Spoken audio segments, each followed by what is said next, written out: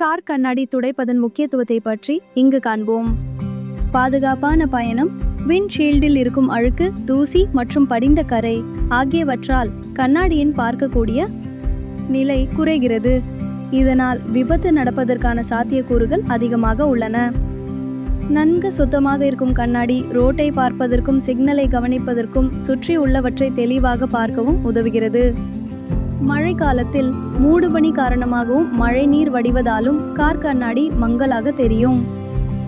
தினமும் கண்ணாடியை துடைப்பதனால் மழை காலங்களில் தெளிவான பார்வை நிலை கிடைக்கும். பளபளப்பான கண்ணாடி உங்கள் காரின் தோற்றத்தை மேலும் பிரகாசமாகவும் நன்கு பராமரிக்கப்பட்டது போலவும் காட்டும்.